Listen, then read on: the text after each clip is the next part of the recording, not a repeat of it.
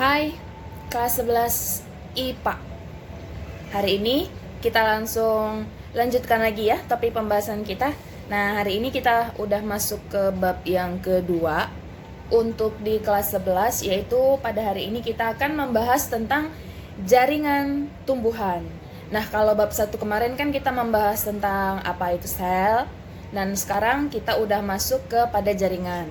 Jadi sebagai pengantarnya, ingat organisasi kehidupan yang kita bahas di sini itu dimulai dari yang paling kecil, yaitu daripada sel. Lalu kemudian sel nanti akan membentuk jaringan, jaringan akan membentuk organ, organ akan membentuk sistem organ, dan sistem organ tentunya nanti akan membentuk individu. Nah, untuk pembahasan kamu di kelas 2 ini atau di kelas 11 itu memang terkhusus untuk membahas organisasi kehidupan itu sendiri, yang penyusun tubuh makhluk hidup dimulai dari sel terus ke jaringan. Maka nanti dari jaringan kita akan langsung masuk kepada organ dan sistem organ untuk bab 3 dan juga bab selanjutnya sampai nanti ke yang semester 2-nya gitu ya Nak ya. Nah, untuk jaringan ini sendiri kita akan bahas dua, yaitu jaringan tumbuhan dan juga jaringan hewan. Dan untuk pertemuan kita kali ini kita akan membahas tentang jaringan tumbuhan terlebih dahulu. Nah, jaringan tumbuhan sambil kamu perhatikan juga PPT-nya, PowerPoint yang saya berikan ya. Jaringan tumbuhan itu saya bagi menjadi dua mind map-nya biar gampang untuk dipahami. Yang pertama itu adalah jaringan meristem, lalu kemudian yang kedua adalah jaringan dewasa ataupun jaringan permanen. Boleh juga kita katakan sebagai jaringan sejati. Nah, untuk jaringan ini sendiri kenapa dibagi menjadi dua? Sebenarnya sih ini sama seperti kayak gigi, saya katakannya, ada gigi susu, ada gigi dewasa. Untuk gigi susu ini sendiri nantinya kan akan tanggal, lalu kemudian dia nanti akan berkembang atau digantikan dengan gigi dewasa. Nah, untuk jaringan ini pun kira-kira seperti itu ya. Jaringan itu dimulai dari jaringan meristem sebenarnya, kayak jaringan asal mula, jaringan yang pertama kali tumbuh dan berkembang, lalu kemudian nanti kita masuk kepada jaringan dewasa. Untuk jaringan dewasa ini sendiri sebenarnya adalah jaringan daripada meristem, di mana jaringan meristem ini bisa nanti dia mengalami diferensiasi ataupun mengalami proses perkembangan sesuai dengan fungsinya ataupun sesuai dengan tempatnya. Jadi kalau misalnya meristem itu nanti adanya misalnya di akar, maka nanti fungsinya udah pasti berbeda dengan meristem yang ada di batang. Nah, itu pengantarnya untuk asal mula jaringan ini gitu ya. Nah, yang pertama adalah jaringan meristem. Karakteristik daripada jaringan meristem ini ataupun ciri-ciri umumnya, yang pertama sifat daripada jaringan meristem ini adalah jaringan embrional. Kenapa dikatakan sebagai jaringan embrional? Namanya aja embrional, berarti dia sangat mudah. Terus kemudian ya pokoknya mudah dan selalu berkembang gitu. Kemudian karakteristik yang kedua adalah jaringan muda. Nah, jadi sebenarnya hampir balik ke jaringan embrional ya. Jaringan meristem boleh kita katakan sebagai jaringan embrional saja gitu. Dan boleh juga kita katakan sebagai jaringan muda aja. Nah, terus kemudian karakteristik yang ketiga daripada jaringan meristem ini adalah jaringan yang akan selalu melakukan pembelahan. Jadi kayak memang ada kata akan gitu. Selama tumbuhan ini memiliki jaringan meristem, maka jaringan meristem ini nanti akan selalu melakukan proses pembelahan. Nah, pembelahan ini kalau misalnya nanti di kita kelas 12 kamunya, nah kata pembelahan ini sebenarnya nanti adalah mengacu kepada diferensiasi, mengacu kepada proses proses perkembangan, proses perbanyakan sel, proses pembesaran sel. Jadi kira-kira itulah maksud daripada pembelahan, jaringan yang akan selalu melakukan pembelahan. Itulah tugas daripada meristem.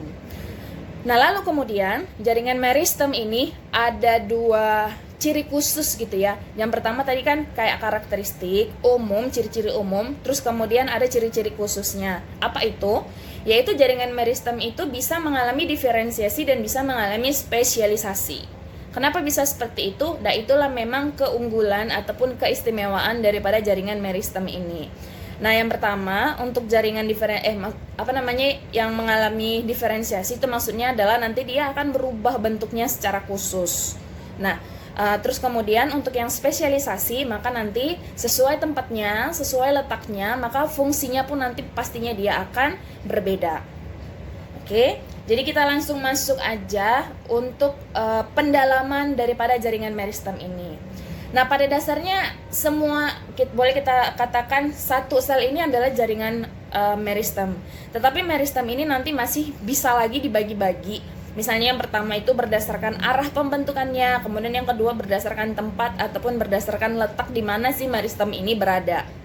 Tapi sebelum kita masuk ke sana, kita kenali dulu lagi ciri-ciri khusus yang sudah lebih spesifik lagi nih dibandingkan daripada karakteristik umumnya tadi. Kan kalau karakteristik umumnya itu adalah jaringan embrional, jaringan muda, jaringan yang mudah untuk melakukan proses pembelahan. Tapi kalau untuk spesialisasinya, maka karakteristik daripada jaringan meristem ini yang pertama, jaringan meristem itu memiliki nukleus yang kecil. Kemudian yang kedua, vakuolanya kecil. Yang ketiga, dinding selnya tipis. Yang keempat, merupakan jaringan hidup. Iya, jaringan hidup atau boleh juga dikatakan sebagai jaringan embrional ataupun jaringan yang selalu melakukan pembelahan gitu. Jadi jangan bingung kenapa ada banyak sekali kosakata yang dipakai di sini. Sebenarnya tujuannya itu adalah sama, menyatakan kalau jaringan meristem ini adalah jaringan yang akan terus melakukan proses pembelahan terhadap si tumbuhan ini. Sekarang kita masuk kepada mind map ataupun pembagian daripada meristem. Nah, meristem itu sebenarnya kalau secara umum doang nih ya, secara umum sebenarnya meristem itu hanya ada dua, ada meristem primer dan ada meristem sekunder. Nah, kemudian meristem primer dan meristem sekunder ini pasti ada dong asal usulnya. Dari mana sih sebenarnya kata primer ini? Dari mana kata sekunder? Sekunder ini kan berarti kayak lanjutan dari yang pertama ataupun yang primer. Nah, berarti yang primer ini pun ada dulu bibitnya, ya kan? Nah, maka bibitnya ini dikatakan dia sebagai promeristem. Jadi berdasarkan arah pembentukannya, yang pertama ada promeristem, yang kedua ada meristem primer, dan yang ketiga ada meristem sekunder. Berdasarkan tempat. Untuk berdasarkan tempat, ini meristem kita bagi juga dia menjadi tiga. Itu ada meristem apikal, ada meristem lateral, dan juga ada meristem interkalar ataupun interkalar juga bisa gitu. Nah, jadi jaringan meristem ini baik berdasarkan arah pembentukan dan berdasarkan tempatnya, itulah yang akan kita bahas sekarang. Yang pertama kita bahas itu berdasarkan arah pembentukannya ataupun tumbuh kemana arah daripada tumbuh si tumbuhan ini. Yang pertama itu promeristem. Nah, promeristem itu dibedakan menjadi dua tipe. Yang pertama itu ada protoderem dan yang kedua itu ada prokambium. Ingat seperti yang saya katakan tadi, kalau dikatakan dia dengan kata pro, itu boleh kita katakan sebagai asal mula ataupun kayak bibitnya nanti yang pastinya dia akan berkembang. Protoderem. Nah, protoderem itu saya buat titik 2, jaringan dewasa, terus tanda panah adalah jaringan epidermis. Itu maksudnya adalah protoderem ini nantinya akan berkembang menjadi jaringan dewasa. Seperti itu ya. Jaringan protoderem pada akhirnya nanti dia akan mengalami proses pendewasaan berubah menjadi jaringan dewasa. Protoderem itu ketika dia sudah berubah menjadi jaringan dewasa, emang dia menjadi jaringan apa? Maka protoderem ini nanti akan menjadi jaringan epidermis. Nah, kayak gitu. Kemudian yang kedua ada prokambium. Jadi penjelasannya sama. Prokambium ini pun nanti pada akhirnya dia akan berubah menjadi jaringan dewasa. Bibitnya ya maksudnya sudah ada. Terus kemudian nanti dia akan berkembang menjadi jaringan dewasa. Nah, jaringan dewasanya ini pun nanti masih bisa dibagi lagi menjadi yang pertama ada protosilem, kemudian yang kedua ada protofloem, kemudian ada kambium vaskular ataupun jaringan kambium. Nah, kamu udah tahu lah ya kalau dibilang dengan kambium itu kan maksudnya adalah lingkar daun, cincin daripada tumbuhan untuk mengetahui berapa usia si tumbuhan ini. Itu kan bisa dihitung dari lembar tahunnya ataupun dari kambiumnya gitu. Nah, kemudian yang kedua ada meristem primer. Untuk meristem primer sendiri itu pengertiannya atau fungsinya atau apalagi ya, pokoknya tujuan dengan adanya meristem primer ini adalah sama dengan meristem apikal. Apa itu meristem apikal? Nah, meristem apikal itu untuk mempengaruhi daerah pemanjangan, high growth gitu ya. Namanya aja daerah pemanjangan. Kan kalau tumbuhan itu kan seperti ini gitu. Nah, daerah pemanjangan berarti dia nanti kayak daerah elongasinya gitu maksudnya. Jadi apikal itulah yang membuat misalnya kayak si tumbuhan itu nanti dia akan semakin semakin masuk ke dalam tanah, dan kemudian nanti pastinya juga akan naik ke atas tanah, menjauhi tanah gitu. Maksud saya itu kayak luas daripada daerah pemanjangannya. Kemudian yang kedua, di mana letak daripada jaringan meristem? Jaringan meristem itu letaknya ada di ujung batang dan juga ada di ujung akar. Seperti yang saya katakan tadi ya, adanya di ujung gitu. Nah, tujuannya balik lagi tadi adalah untuk daerah pemanjangan. Jadi kayak untuk menarik bagian tubuh dari si tumbuhan. Nah, boleh kamu perhatikan gambar seperti yang saya berikan, ya kan? Itu kan gambarnya ada dua. Ada untuk akar maksud saya itu hanya ada satu, yaitu akar dikotil. Akan tetapi saya kasih dua penampang.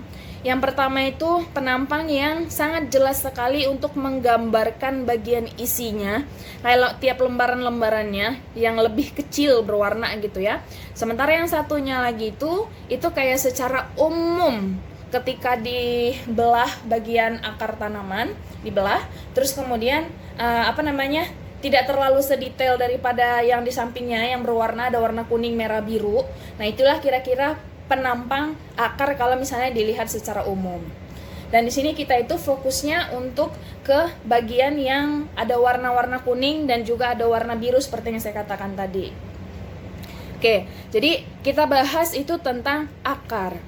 Kenapa di sini yang dibahas itu adalah akar dikotil? Kira-kira kamu paham nggak tujuannya itu? Maksud saya itu, paham nggak kamu kenapa akar dikotil yang kita bahas penampangnya, bukan akar monokotil? Nah, jadi kenapa yang dibahas itu adalah justru bagian daripada dikotil? Maka jawabannya karena tadi di bagian di bagian yang sebelumnya kita itu membahas ada yang namanya itu cambium vascular. Cambium vascular itu hanya dimiliki oleh akar tanaman dikotil. Nah, cambium vascular ini tidak dimiliki oleh monokotil. Apa yang perlu kita pahami di sini? Yang sebenarnya yang perlu kita tahu tadi adalah untuk daerah meristem apikal seperti itu ya. Ya, kita lanjutkan lagi ke bagian yang ketiga, yaitu adalah bagian daripada meristem sekunder. Nah, untuk meristem sekunder ini sendiri fungsinya ataupun tujuannya itu sama dengan meristem lateral. Meristem lateral itu artinya adalah meristem samping. Boleh juga saya katakan sebagai arah tumbuhnya itu nanti dia ke bagian samping, atau boleh juga dikatakan sebagai untuk pembentukan cabang ke samping. Pokoknya itu yang ke daerah-daerah samping deh. Kalau untuk lurus seperti ini itu adalah meristem apikal. Nah, kapan meristem sekunder ataupun meristem lateral ini akan aktif? Ya, jawabannya adalah pada saat si tanaman ini nanti telah menjadi dewasa seperti itu. Karena proses pertumbuhan daripada tumbuhan itu fase-fase awalnya itu yang pertama dia berkecambah dulu, lalu kemudian yang kedua nanti setelah dia berkecambah dia akan mengalami pertumbuhan primer, kemudian yang kedua itu lalu masuk kepada pertumbuhan sekunder.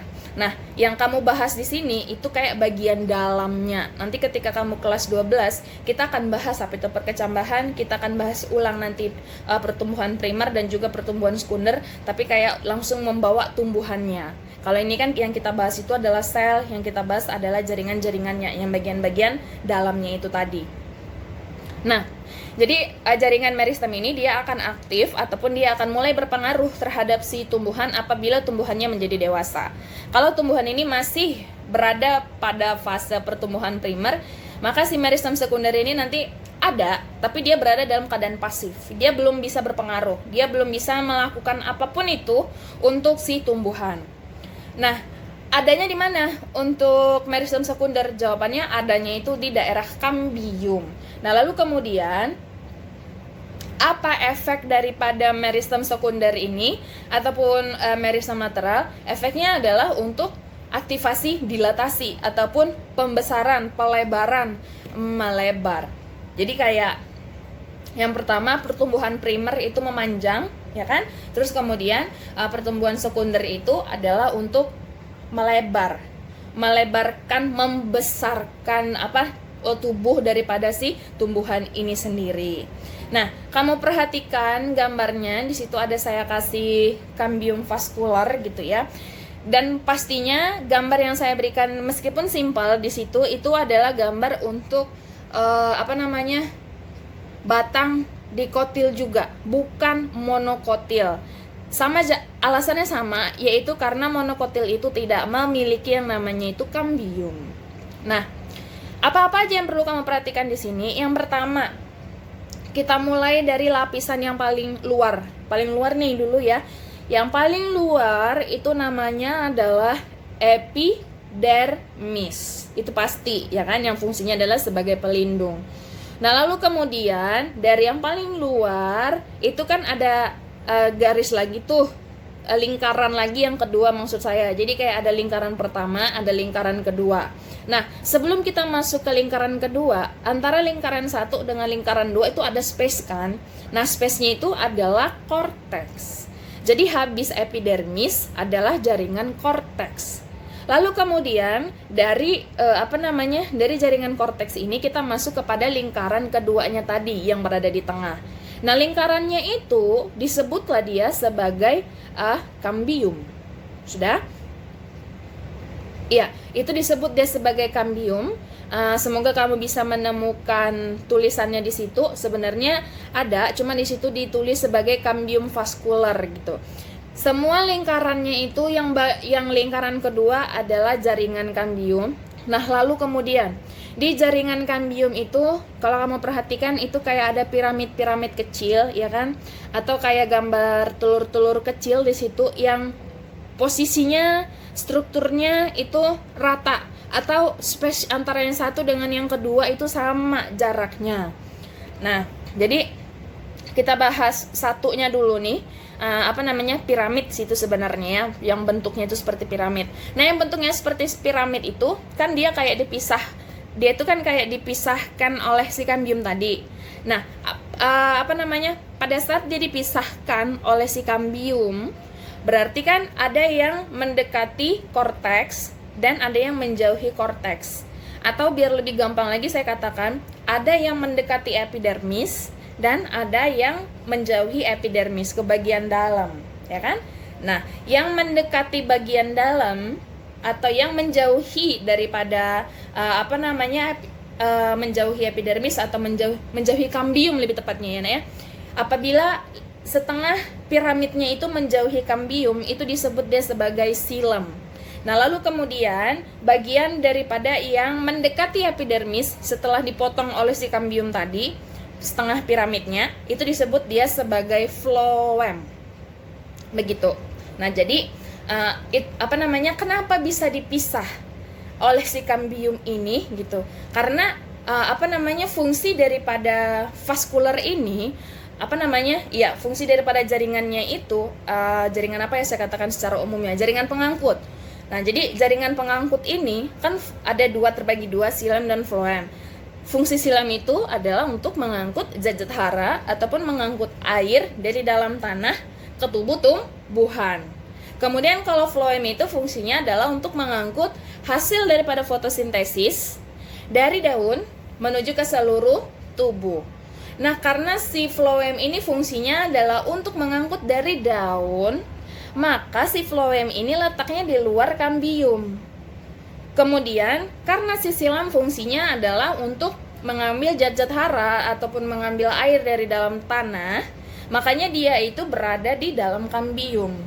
Karena di dalam kambium itu kan lingkaran satu tadi epidermis, lingkaran yang kedua adalah kambium. Nah, di dalam kambium itu ya kan sebenarnya kalau misalnya gambar ini saya buat menjadi gambar akar, itulah tadi ada yang kita sebutkan sebagai silinder vaskular. Jadi kayak silem ini, kumpulan silem-silem yang sudah kepotong sama kambiumnya tadi, lingkarannya tadi itu yang sudah kepotong, itu mereka tuh bertemunya itu di situ, di titik tengahnya. Nah, untuk batang itu disebut dia sebagai stele. Bisa ya. Jadi di tengahnya itu kan tidak ada, lupa kali lo sama maaf ya, mencari gambar yang ada tulisan stelenya, tapi bagian pusatnya itu namanya adalah stele ataupun empulur. Jadi nanti ketika kamu gambarkan ini di buku kamu, saya harapkan ini digambar bukan di print gitu ya, print tempel sih jangan kamu gambar. Nah, ketika kamu gambar, ada lingkaran satu namanya epidermis, lingkaran yang kedua namanya adalah kambium, dan di lingkaran kedua ini titik tengahnya itu namanya adalah empulur ataupun stele. Nah, kayak gitu, itu kayak pusatnya tuh, pusat ya untuk pengambilan air dan lain-lain sebagainya yang mengontrol aktivitas daripada xilem dan juga phloem. Itu dia tadi ya.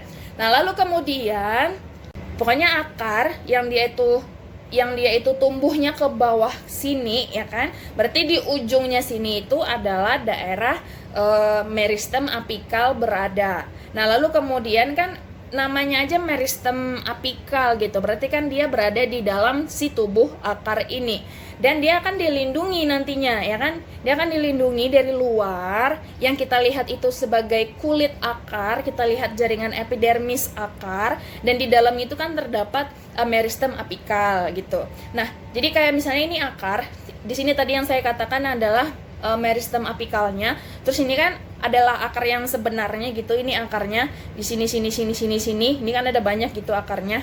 Nah, setiap ujung akar, ini ujung akar ya. Setiap ujung akar di sini ataupun di sini itu pasti punya pelindung atau boleh juga dikatakan sebagai punya helm yang disebutlah dia sebagai kaliptra ataupun tudung akar. Nah, apa fungsinya? Ya kan? Akar itu kan fungsinya adalah untuk menembus tanah, untuk memperluas daerah akar. Jadi kalau akar ketika dia menembus tanah itu tidak dilindungi oleh kaliptra, maka nanti dia akan rusak. Selnya itu akan rusak. Kalau udah rusak, maka dia akan kesusahan untuk memperbaiki selnya yang rusak, atau dengan kata lain stuck di situ. Jadi salah satu perlindungan akar ketika dia hendak menembus tanah itu adalah kaliptra. Jadi kaliptra itu, kalau ini tadi adalah akar, kaliptra itu tidak memanjang sampai ke atas-atasnya, tidak. Kaliptra itu hanya seperti helm seperti ini, itu dilindungi kayak gini. Nah, dilindungi dan dilindungi lagi. Nah, itulah dia kaliptra. Nah, lalu kemudian untuk akar ini sendiri ya perlu untuk kamu lebih dalami lagi. Akar ini punya 3 daerah ataupun punya 3 zona. Zonanya ini adalah zona yang sering sekali dipergunakan untuk pengenalan daripada akar. Jadi yang pertama, zona ataupun daerah dekat tudung akar. Saya berbicara dari yang paling bawah ya. Yang dekat tudung akar itu adalah zona pembelahan sel. Nah, zona pembelahan selnya tadi disitulah letak daripada si meristem apikalnya. Letaknya akan di ujung gitu ya. Nah, terus kemudian ada zona pemanjangan. Nah, zona pemanjangan ini adalah zona yang tadinya itu fungsinya untuk menarik, ya kan? Yang satunya menembus tanah dan yang satunya lagi akan menjauhi tanah gitu, semakin ke atas. Nah, efek daripada meristem apikal tadi adalah dengan adanya zona pemanjangan ini. Letaknya dia di zona pembelahan. Meristem ini letaknya di zona pembelahan, akan tetapi efeknya di zona pemanjangan. Paham ya maksud saya? Nah, terus kemudian kita masuk yang ketiga adalah zona pematangan ataupun zona diferensiasi sel. Nah, untuk diferensiasi sel ini sendiri ataupun pematangan, itu ada banyak sekali bagian-bagiannya, bisa kamu perhatikan ya. Yang pertama itu ada silinder vaskular. Nah, silinder itu maksudnya yang dia itu nanti ya membentuk lingkaran gitu, yang melingkari. Kan kalau ibarat kata tuh batang itu kan bukan batang, boleh deh batang, boleh juga akar gitu. Pada dasarnya kan mereka memang membulat seperti ini, ya kan? Nah, pada saat mereka membulat seperti ini, itu kan di dalamnya nanti ada bulatan lagi. Itulah yang disebut sebagai silinder. Kenapa dikatakan dia sebagai vaskular? Vaskular itu maksudnya adalah jaringan. Jadi, jaringan ini tumbuh, ya kan? Silinder vaskular ini tumbuh. Jadi, itu kayak bagian yang melindungi bagian-bagian yang akan saya bahas lagi. Apa-apa aja yang dilindungi oleh si silinder vaskular ini? Yang pertama, ada yang namanya itu xilem, kemudian phloem. Itu aja ya. Nah, terus kemudian ada lagi di situ kayak yang namanya endodermis, kemudian ada perisikal, terus kemudian juga ada epidermis, ada rambut-rambut akar. Untuk rambut akar sih sebenarnya saya yakin kamu udah paham itu rambut-rambut akar, ya kan?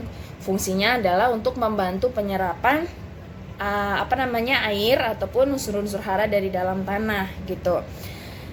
Nah, untuk perisikal ataupun misalnya apalagi ya endodermis, di sini kita tidak terlalu membahasnya. Jadi kayak kita itu Lause itu membawakan kamu pembahasannya itu langsung to the point aja.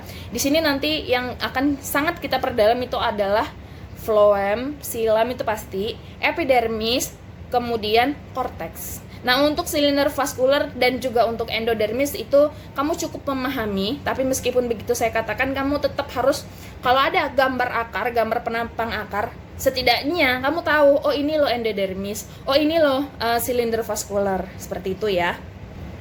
Nah, sekarang kita membedakan penampang, penampang batang daripada tumbuhan dikotil dan juga untuk tumbuhan yang monokotil. Nah, untuk slide-nya itu kan sekarang kita masuk kepada slide yang nomor 6. Coba kamu perhatikan yang di sebelah mana yang saya katakan ya. Ada itu yang bulatannya, di dalam bulatan besar ada bulatan kecil, ya kan? Bulatan kecilnya itu kayak ada titik-titiknya, dan itu susunannya itu kayak abstrak gitu, atau dengan kata lain tidak tersusun rapi di dalam lingkaran besarnya gitu ya. Nah, kemudian gambar satunya lagi itu kelihatan rapi gitu ya, ada lingkaran besar, terus kemudian piramidnya kelihatan dengan jelas juga. Nah, lalu kemudian piramidnya itu, ya kan, ada juga kelihatan tuh titik-titik ataupun kayak ya yang bolong-bolong. Nah, ternyata bolongan-bolongan yang kita lihat ketika penampangnya itu misalnya 2 dimensi seperti ini kan. Nah, ketika penampangnya seperti ini dan ketika sudah dibuat di dalam bentuk seperti ini atau diambil posisi lain, ternyata yang kelihatan bulatan-bulatan dari atas itu ternyata dia mirip kayak batangan-batangan yang tersusun dengan rapi, ya kan? Atau lebih tepatnya lagi sih saya katakan ini kalau dari Lause ya itu mirip seperti sumbu kompor. Tapi kompor konvensional yang mirip banget kayak gini. Kalau sekarang kan kompornya kompor gas tuh. Jadi udah nggak kelihatan lagi bagaimana bentuknya. Tapi kalau kompor konvensional yang zaman-zaman dulu itu bentuknya kayak gitu tuh. Sama persis gitu. Jadi kayak ada batang-batang kayak gitu 1, 2, 3, 4, 5, 6 dan dia itu tersusun rapi benar gitu, membulat. Nah, ketika dia membulat seperti ini pun ada pelapisnya lagi di sini gitu kan. Jadi kayak ketika bulatan ini semua itu ada yang melingkarinya lagi. Nah, bagian yang saya katakan dari tadi yang bagian piramidnya itu ada, itu menunjukkan kalau itulah susunan daripada batang dikotil. Sementara yang di sampingnya itu adalah batang untuk monokotil. Secara secara struktur mereka berbeda karena apa? Karena yang satu monokotil itu tidak punya kambium. Kalau dikotil itu punya kambium, tapi tetap pada dasarnya fungsi daripada xilem dan phloem itu sama gitu ya. Nah ya, maksudnya adalah sebagai jaringan pengangkut. Yang membedakannya itu hanya di hanya di kambiumnya saja. Efek daripada kambium itu membuat salah satu tumbuhan itu bisa membesar, melebar, ya pokoknya membesar gitu ya. Sementara efek dengan tidak adanya kambium terhadap satu tumbuhan itu membuat tumbuhan itu kecil.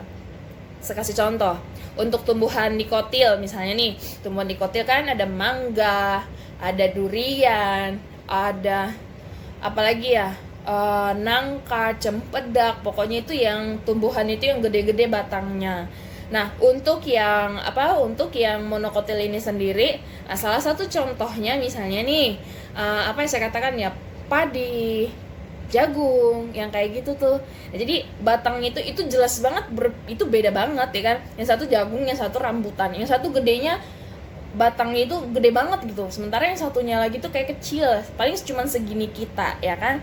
Nah, kenapa yang satu bisa membesar? Itu efek daripada kambiumnya. Setiap tahun nanti kambiumnya itu akan bertambah, jadi kayak dimulai dari dia kecil, misalnya lingkarannya itu cuma segini doang gitu kan. Dari yang segini nanti akan bertambah lagi lingkaran di sininya, bertambah lagi di sininya, bertambah lagi di sininya, terus bertambah lagi, terus dia bertambah sampai pada akhirnya nanti mungkin misalnya kayak Lawson nih, saya mau peluk pohon beringin tuh nggak bisa lagi. Kenapa? Udah sangat besar pohon beringinnya. Jadi kalau misalnya pohon beringin itu ditebang, atau ya ditebang lah ya, misalnya dipotong gitu, ditebang untuk kebutuhan masyarakat, maka nanti akan kelihatan tuh lingkarannya itu. Nah, nanti lingkarannya itu tinggal dihitung aja 1, 2, 3, 4, 5, 6 gitu. Capek sih untuk menghitungnya, tapi dari situlah kita tahu berapa usia daripada tumbuhan yang dia itu memiliki kambium. Nah, itu dia ya. Jadi untuk jaringan meristem, terus terang memang sesimpel itu saya buat. Kalau misalnya kamu baca buku, itu agak sedikit lebih panjang sih penjelasannya ya. Pada dasarnya meristem itu ada 3 ya kan, jenis-jenisnya maksud saya ya. Ada promeristem, ada meristem primer, kemudian ada meristem sekunder. Nah, kemudian ada juga meristem apikal, kemudian ada meristem lateral, dan juga meristem interkalar. Nah, untuk interkalar sendiri nanti dia akan mengikuti gitu ya, ya. Nah, sekarang kita masuk kepada jaringan dewasa pada tumbuhan. Ada jaringan epidermis, yang kedua ada jaringan parenkim, yang ketiga ada jaringan penyokong, yang keempat jaringan pengangkut, yang kelima jaringan gabus.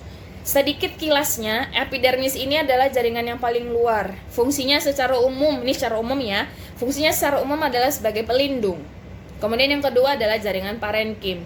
Parenkim ini jaringan di dalam gitu. Maksud saya ini kan kalau epidermis itu di luar kelihatan gitu ya, tapi kalau parenkim ini udah harus pakai mikroskop nih supaya nanti kelihatan. Nah, kemudian apa fungsi daripada parenkim? Parenkim ini fungsinya adalah sebagai tempat penyimpanan cadangan makanan. Sebenarnya bukan cadangan makanan doang gitu ya. Intinya adalah sebagai tempat penyimpanan. Nah, apa-apa aja yang disimpannya? Ya misalnya nih, kalau dia menyimpan makanan, nanti ada namanya. Kalau dia menyimpan udara, ada namanya. Dia menyimpan air, beda lagi namanya. Dia menyimpan A, dia menyimpan B, dia menyimpan C, beda-beda namanya. Tapi tetap pada dasarnya adalah jaringan penyimpan. Kemudian yang ketiga, ada jaringan penyokong. Namanya aja jaringan penyokong. Ya, penyokong itu ada jaringan penguat, jaringan pensupport, jaringan yang mengukuhkan. Untuk penyokong sendiri ini ada 2. Ada yang pertama kolenkim dan yang kedua adalah sklerenkim. Nah, pasti akan kita bahas nanti di sini gitu. Kemudian yang keempat ada jaringan pengangkut. Jaringan pengangkut ada yang namanya silam dan ada juga yang namanya phloem. Pembahasannya sama aja pada dasarnya, jadi mungkin Lawson nanti tidak akan bahas tuntas lagi untuk jaringan pengangkut ini, karena untuk di meristem tadi sudah banyak yang saya jelaskan. Kemudian yang kelima ada jaringan gabus. Nah, jaringan gabus ini adalah jaringan pengganti gitu. Misalnya jaringan epidermisnya terluka, maka nanti jaringan gabus ini yang secara perlahan-lahan nanti akan menutup lukanya untuk menggantikan fungsi daripada epidermis yang telah terluka tadi. Kira-kira seperti itu ya. Jadi sekarang kita langsung masuk aja ke pengertiannya dulu nih. Jaringan permanen ataupun jaringan sejati, jaringan dewasa itu adalah jaringan meristem yang sudah dimodifikasi. Nah, kita balik lagi nih jadinya ke meristem ya kan, seperti yang saya katakan tadi, jaringan dewasa ini sebenarnya adalah jaringan meristem yang mengalami proses pendewasaan. Jadi kayak gitu ya. Yang pertama yang kita bahas adalah jaringan epidermal ataupun epidermis. Bagaimana ciri-ciri daripada jaringan epidermis? Banyak, ciri-cirinya itu sebenarnya banyak, tapi di sini saya simpulkan ada 3. Yang pertama, itu bentuk selnya itu 4 persegi panjang, atau ya segi 4 panjang-panjang gitulah ya. Atau kalau kamu punya kosakata yang lain lagi boleh. Jadi dia kayak segi 4 yang panjang-panjang gitu. Kemudian segi 4-nya tadi itu tersusun rapat, padat gitu. Ya, pokoknya tidak boleh ada celah antara satu balok dengan balok yang kedua, atau antara satu struktur dengan strukturnya yang kedua gitu. Nggak boleh tuh ada celah sedikit ataupun ada space-nya. Kenapa? Karena lokasinya ini paling luar. Kan ini fungsinya sebagai pelindung. Kalau misalnya ada celah, disitulah nanti ada kemungkinan jaringan epidermis ini mungkin yang pertama sudah menua, terus yang kedua atau mungkin mengalami gangguan, sehingga nanti akan digantikan oleh si gabus gitu. Dan yang ketiga, dinding sel daripada jaringan epidermis itu tersusun atas zat lignin ataupun kutikula. Nah, jaringan zat lignin ini sendiri ataupun kutikula fungsinya adalah untuk mengurangi penguapan. Seperti itu ya. Jadi epidermis ini adalah salah satu jaringan yang udah dia paling luar, fungsinya adalah sebagai pelindung, susunannya itu harus rapat, balok-baloknya nggak boleh ada celah sama sekali. Kenapa? Karena dia itu harus melindungi semua jaringan yang ada di dalamnya. Terus sekarang kita masuk kepada modifikasi daripada epidermis. Nah, fungsi daripada epidermis ini secara umum adalah sebagai pelindung.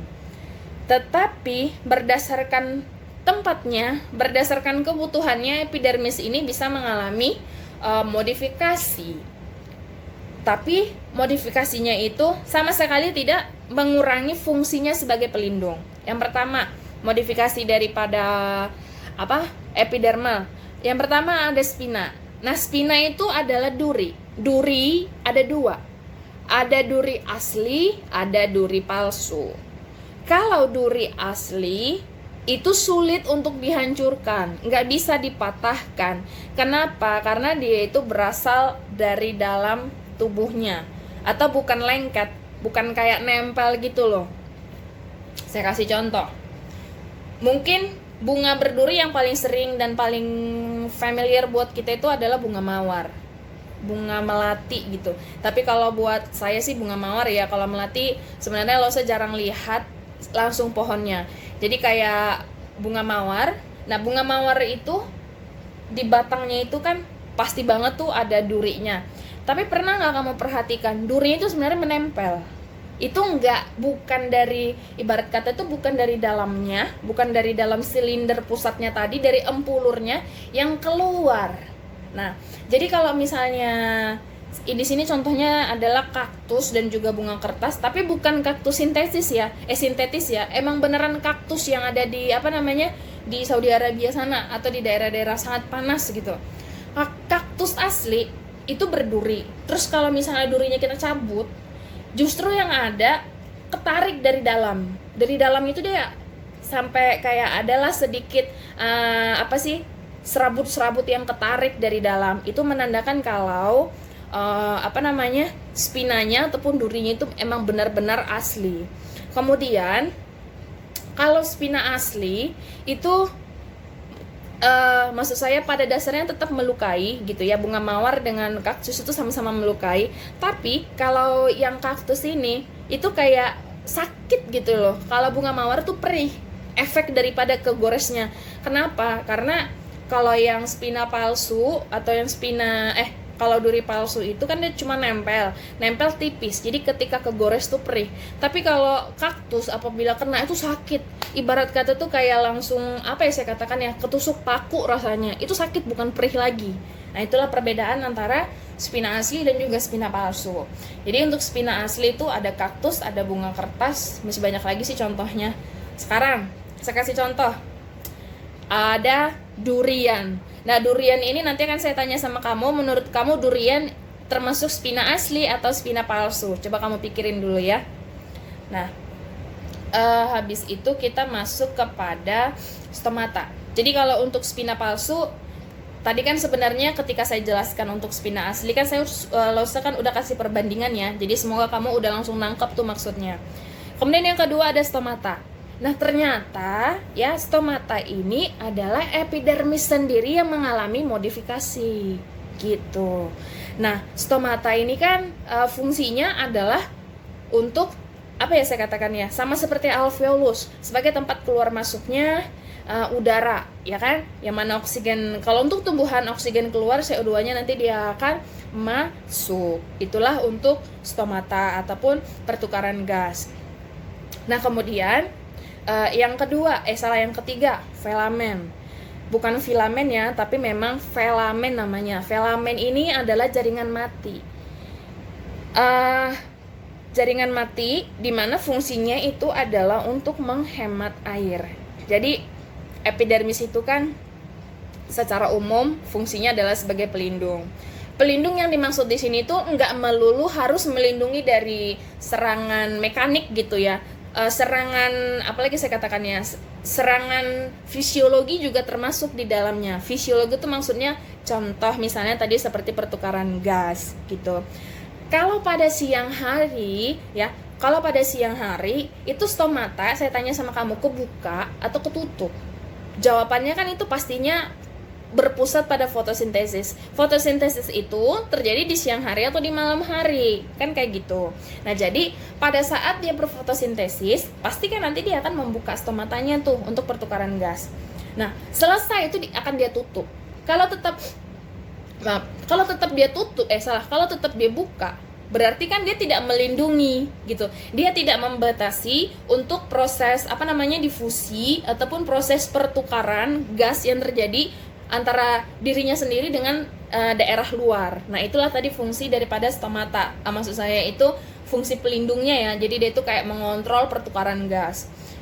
Kemudian yang filamen, nah jaringan mati untuk menghemat air gitu.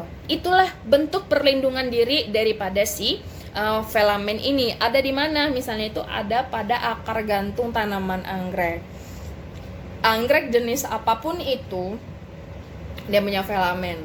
Nanti akan saya kasih gambarnya supaya kamu lebih paham lagi. Jadi fungsinya itu adalah untuk menghemat air. Agar apa? Agar dia tidak kekurangan air di saat-saat tertentu. Logikanya nih, akarnya kan akar gantung. Sudah akar gantung gitu. Meskipun ada akarnya yang juga nanti melekat di tanah, ya kan? Nah, melekat di tanah, tapi kan tetap aja tidak sebanyak akar gantungnya tadi. Jadi dia emang benar-benar tuh harus menghemat air supaya si anggrek ini tetap bisa melakukan proses fotosintesis. Kemudian yang keempat, ada trikoma.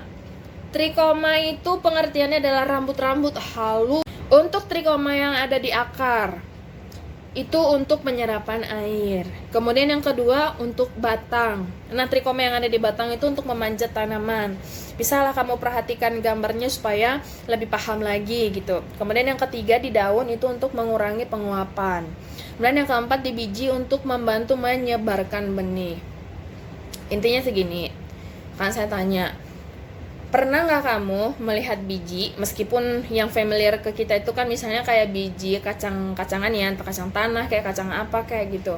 Nah, kacang, pernah nggak kamu lihat kacang itu dia ada bulu-bulunya? Pastinya nggak semua kacang tuh punya bulu, ataupun punya rambut-rambut halus gitu ya. Nah, itu dia biji, terus kemudian daun. Kalau daun sih saya yakin pasti kamu pernah menemukan ada daun yang kelihatan itu kayak ada bulu-bulu, rambut-rambut halusnya gitu. Kita pasti bilangnya daunnya berbulu. Nah, itu sebenarnya adalah rambut-rambut halus yang apabila di saat-saat tertentu atau kayak di satu jenis tanaman, apabila daunnya itu nanti misalnya kita pegang atau disentuh oleh makhluk hidup lain, misalnya kayak hewan, kayak apa kayak gitu ya, sentuh, maka nanti bisa gatal-gatal. Nah, itu salah satu bentuk perlindungan daripada si tumbuhan ini. So, kemudian tadi untuk batang udah, lalu kemudian untuk akar juga udah. Oke, kemudian kita masuk kepada jaringan parenkim gitu.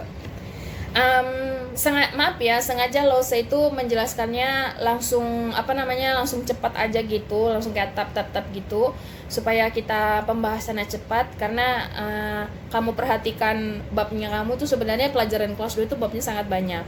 Jadi di sini saya memberikan kamu materi itu langsung kayak poin-poin biar lebih cepat untuk memahaminya gitu ya, Nak ya. Jaringan parenkim itu adalah jaringan penyimpan seperti yang saya katakan tadi. Ciri-cirinya yang pertama, parenkim itu letaknya itu ada di mana-mana. Namanya aja jaringan penyimpan gitu ya kan. Pasti ya dia ada di mana-mana, tergantung nanti apakah dia menyimpan udara, menyimpan air, menyimpan apapun itu. Kemudian yang ketiga, dia itu memiliki ruang antar sel. Nah, itulah perbedaan parenkim dengan epidermis. Kalau epidermis tadi kan sama sekali nggak boleh tuh punya ruang antar sel. Tapi kalau untuk parenkim itu dia memiliki ruang antar sel. Lalu kemudian dinding sel daripada parenkim dia tipis dan tersusun atas zat selulosa. Kalau kamu perhatikan, selulosa ini kan sering sekali sering sekali kita baca atau misalnya kita dengar, karena selulosa ini adalah salah satu zat yang memang salah satu zat yang dikonsumsi oleh makhluk hidup gitu. Tapi kita manusia tidak mengkonsumsinya. Yang kita konsumsi itu adalah derivatnya. Bukan derivat sih, kayak saudaranya, persamaannya. Selulosa itu sama dengan amilum nakku gitu ya. Yang kita makan itu amilum, bukan selulosa. Kalau selulosa itu adalah jenis daripada glukosa juga, glukos ya. Jenis daripada glukosa. Tapi yang bisa memakan selulosa ini adalah makhluk hidup yang memiliki 4 lambung. Nah, 4 lambung itu maksudnya adalah hewan pemamah biak. Kamu pasti tahu dong hewan pemamah biak itu contohnya apa dan maksudnya apa gitu. Nah, kita manusia punya lambung tuh cuman 1, jadi kita nggak bisa mengkonsumsi selulosa. Selulosa itu adanya di mana? Di rumput-rumputan. Makanya saya katakan kalau misalnya selalu saya sebutkan selulosa itu adanya di mana? Di rumput-rumputan. Maka kamu juga pasti tahu makhluk hidup atau hewan pemakan rumput-rumputan itu apa aja. Ya, sapi lah, kerbau lah, kambing lah gitu ya kan. Apalagi ya, banteng, rusa dan lain-lain sebagainya. Saya katakan rumput itu maksudnya adalah zatnya ya. Jadi selulosa ini banyak terdapat di rerumputan. Maksud saya itu seperti itu. Tetap pada dasarnya rerumputan itu adalah tumbuhan tetap adalah tumbuhan yang berfotosintesis. Hasil fotosintesisnya nanti dia berupa selulosa. Dan selulosanya itu nanti hanya bisa diolah oleh si hewan gitu. Nah, kemudian ini kan kita masuk ke jaringan parenkim nih. Tadi udah dinding selnya, terus kemudian vakuolanya sangat besar. Ya iya, selnya adalah vakuola. Nama jaringannya adalah parenkim. Jadi kayak parenkim ini struktur besarnya berarti di dalamnya itu dia tersusun atas vakuola. Dan kemudian nukleusnya kecil. Sebenarnya itu aja untuk parenkim. Kamu pahami aja karakteristiknya. Lalu kemudian sekarang kita masuk kepada jenis-jenis parenkim. Yang pertama itu ada parenkim asimilasi. Maksudnya adalah parenkim asimilasi ini maksudnya apa yang saya katakan ya? Parenkim yang menyimpan cadangan makanan. Yang pertama itu tempat fotosintesis. Di mana fotosintesis tumbuhan berlangsung? Jawabannya itu adalah pada jaringan parenkim. Jaringan parenkim itu sendiri, jadi ibarat kata tuh ada daun. Daun, ada daging daun, mesofil namanya.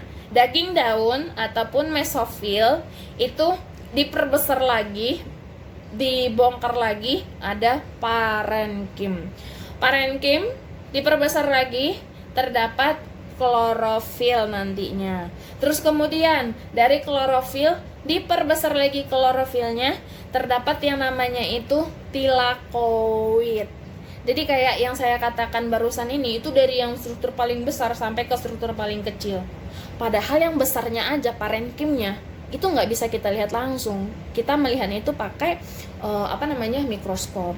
Nah, seandainya kita tidak berada dalam situasi COVID, ini pastinya sih untuk jaringan biasanya saya itu membawa praktek nanti ke lab. Misalnya kayak saya suruh untuk bawa bawang putih, bawang merah, terus kemudian nanti ada beberapa tumbuhan lagi, terus nanti akan kita sayat, terus kamu akan lihat nanti di bawah mikroskop bagaimana sih sebenarnya jaringan parenkim, seperti itu. Nah, untuk menambah pengetahuan kamu gitu ya, untuk menambah pengetahuan bisa dong sebagai pengganti karena kita tidak bisa karena kita tidak bisa melakukan praktikum bersama karena ini berhubungan dengan mikroskop. Coba kamu lihat YouTube atau misalnya video-video daripada praktikum-praktikum orang lain, siswa-siswa lain yang sebelum-sebelumnya.